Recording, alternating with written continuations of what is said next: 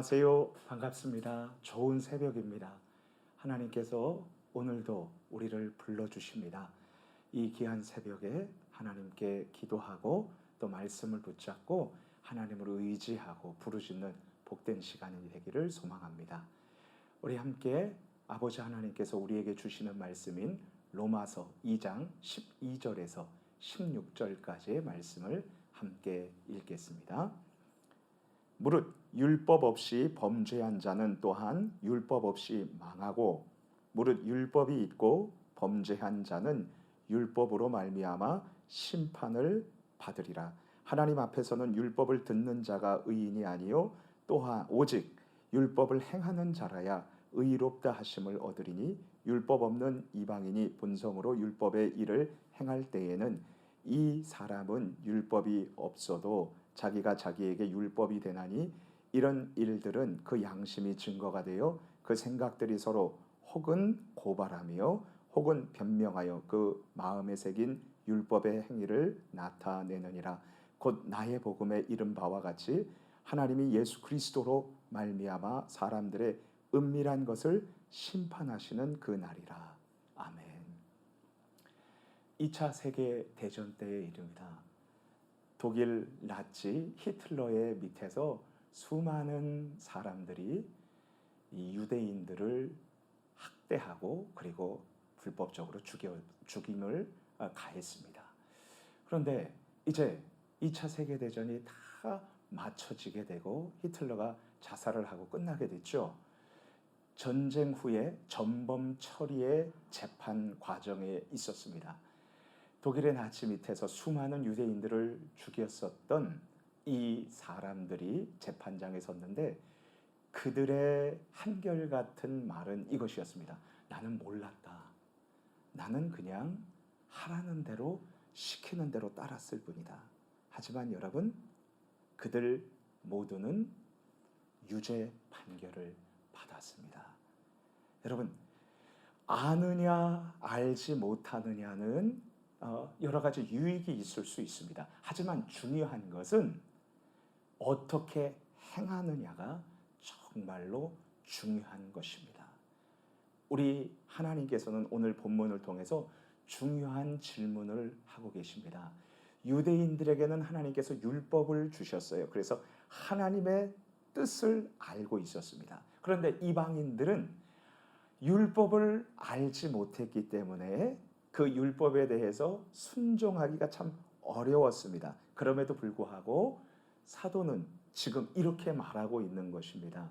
율법이 있는 것이 문제가 아니라 또는 율법이 없는 것이 문제가 아니라 하나님의 뜻대로 율법을 행하는 자가 구원을 받게 된다. 이 말이 무엇을 의미하는지 우리가 본문 말씀을 통해서 잘 살펴보고 그리고 지금 사도 바울이 무엇을 위해서 이 논증을 하고 있는지를 우리가 분명히 알고 그 하나님의 뜻에 따라서 나아가는 저와 여러분들 되기를 간절히 원합니다.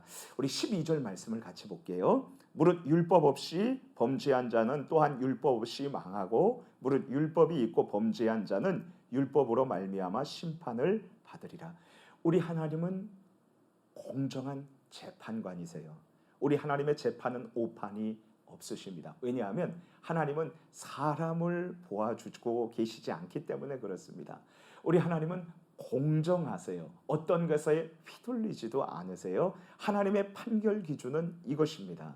율법을 행했느냐입니다. 그렇지만 질문이 지금 12절에 나와 있습니다. 율법이 있고 범죄한 자는 율법으로 말미암아 심판을 받으리라. 유대인들은 율법이 있었습니다. 그러나 그들은 그 율법을 가지고 연구를 했고 그리고 그 율법을 발전시켜 나가려고 했지만 그 율법에 순종하지 못한 죄인이었습니다. 우리 말씀을 조금만 더 살펴볼까요? 여기 보면은 13절입니다. 하나님 앞에서는 율법을 듣는 자가 의인이 아니요 오직 율법을 행하는 자가 의롭다 하심을 얻으리니 이것입니다. 어느 할머니가 여기 우리 교회 앞에 있는 이제 새로 생긴 신호등 앞을 지나가면서 빨간 불에 횡단보도를 건너옵니다. 그러면서 이렇게 말합니다. 나 파란불에 건너고 빨간불에 안 건너는 것 알아. 그렇게 말한다고 해서 여러분 그것이 불법을 저지르지 않은 게 아닙니다. 중요한 건 빨간 불에 안 가고 파란 불에 가는 것이, 그것이 올바르고 준법을 행하는 것이죠.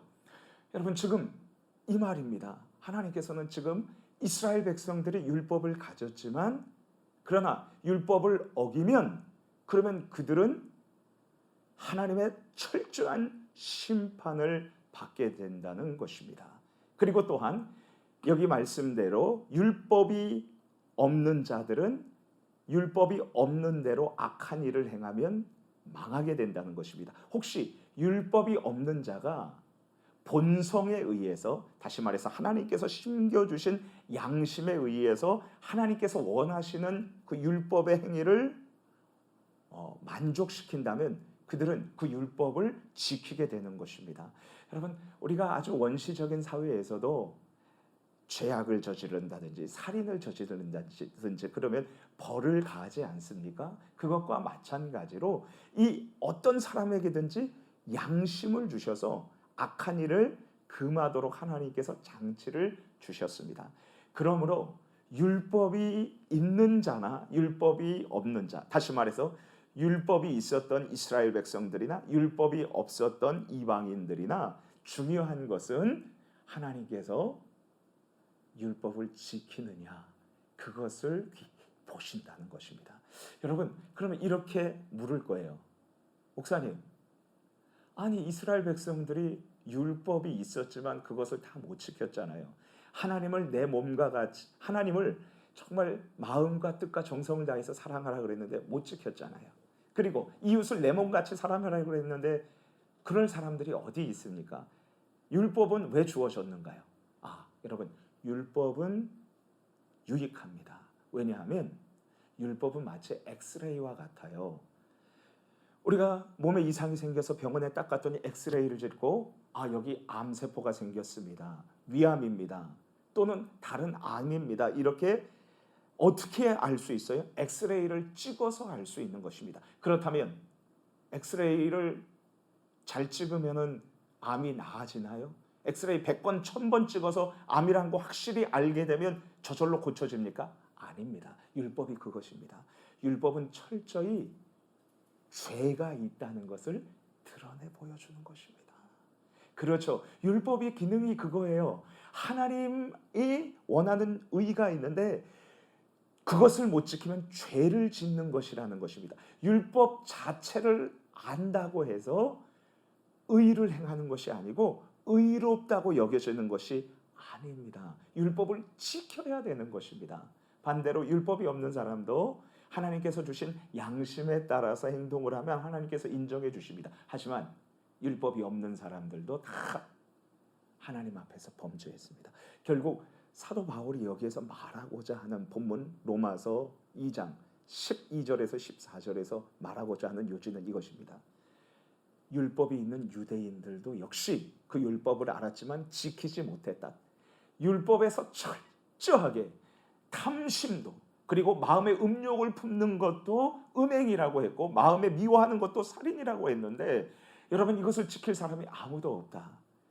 그는 하나님의 심판을 받아야 할 사람이다. 또한 율법이 없는 이방인들도 아무리 위대한 헬라, 이 그리스의 철학자들도 소크라테스나 플라톤, 아리스토텔레스, 이 사람도 이방 신들을 숭배했었고 하나님의 의에는 도달하지 못했다는 것입니다. 결국 모든 사람들이 죄를 범하였음에 하나님의 영광에 이르지 못했다. 로마서 3장 23절 말씀을 증명해 주기 위해서 지금 여기서 이렇게 말하고 있는 것입니다. 그렇다면 사랑하는 성도님 여러분, 여기에서 의도하고자 하시는 하나님의 뜻은 무엇입니까? 그렇습니다. 유대인들은 율법을 가졌지만 범죄했습니다. 율법을 지키지 못했습니다. 그래서 누가 필요한 것입니까? 예수 그리스도가 필요한 것입니다. 예수 그리스도의 복음이 필요한 것입니다. 그들의 죄를 다 대신 지신 의롭다 해주신 예수 그리스도가 필요한 것입니다. 그리고 율법이 없었던 이방인들 역시 죄를 지었기 때문에 여러분 그들 역시도 율법이 없는 자들도 예수 그리스도가 필요한 것입니다. 그렇다면 무엇입니까? 유대인이나 이방인이나 하나님의 말씀을 가진 자나 모르는 자나 모든 사람들이 누구를 필요로 하는 것입니까? 예수 그리스도를 필요로 하고 복음이 필요한 사람들입니다. 여기서는 예외가 있을 수 없습니다. 그렇기 때문에 복음은 하나님의 의의 유일한 길이요, 그리고 구원을 받는 유일한 길입니다. 따라서 예수 그리스도는 모든 사람들에게 필요한 것입니다. 결국 율법을 주신 이유도 그 율법을 통해서 예수 그리스도께로 인도하는 역할을 했을 뿐입니다. 결국은 우리가 구원을 받는 것은 예수 그리스도의 그 십자가와 부활 복음입니다. 주 안에서 사랑하는 성도님 여러분, 오늘 우리가 이 말씀을 통해서 정말 하나님 앞에서 겸손해지기를 원합니다. 하나님, 그렇습니다. 나는 의롭게 살려고 했지만 그러나 하나님 앞에서 죄인입니다.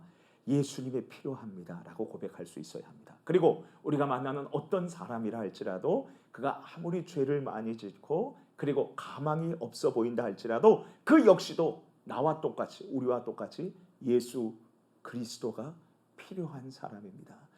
따라서 우리가 포기하지 않고 그들에게 쫓아가서 하나님의 복음 예수 그리스도를 증거하고 우리 역시도 포기하지 않고 끝까지 예수님을 붙들어야 하는 것입니다.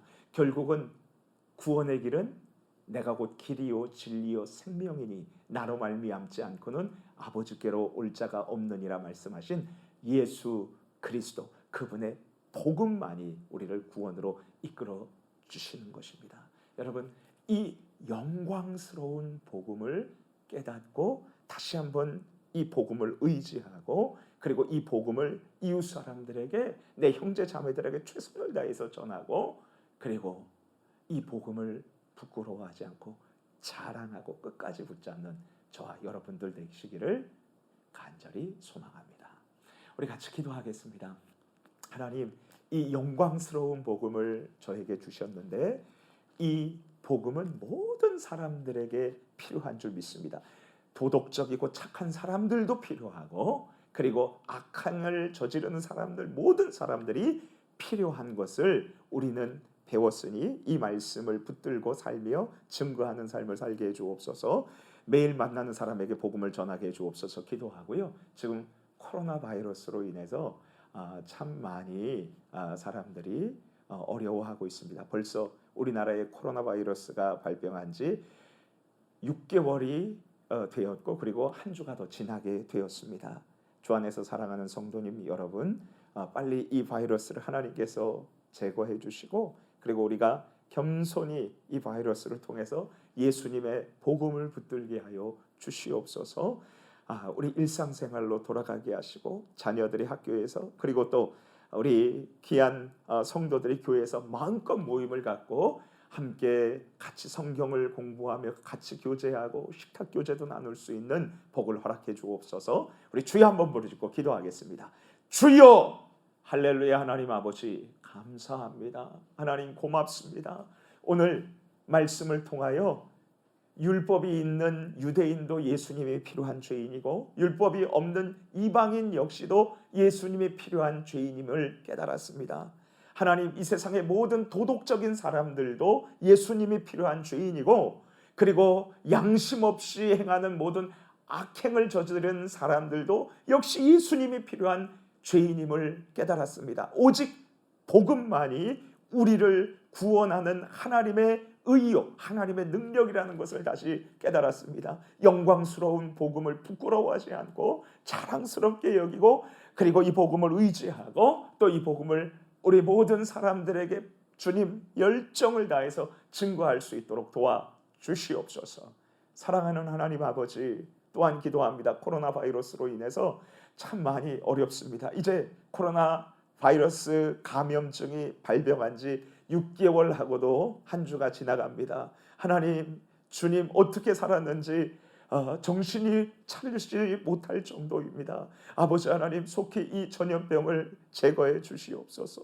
불쌍히 여겨 주옵소서. 하나님, 교회에서 마음껏 예배드리고 우리 소그룹 모임을 갖고 교회 학교에서 공과 공부를 같이 하고 여름 성경학교와 여름 수련회를 같이 하면서 함께 인격적인 교제를 누릴 수 있기를 원합니다. 주님, 식탁 교제도 함께 교회에서 할 수 있도록 길을 열어 주옵소서. 아버지 하나님, 우리 자녀들이 학교에서 열심히 또 공부하고 마음껏 뛰놀 수 있도록 도와주시고, 아버지 하나님께서 주님, 이 바이러스로부터, 전염병으로부터 우리를 지켜보호하여 주시고, 주님, 이것을 통해서 우리가 다시 복음 앞에 서고 다시 우리 예수님 앞에 서는 복된 은혜가 있게 해 주옵소서. 믿고 감사드리며 예수님 이름으로 기도합니다. 아멘.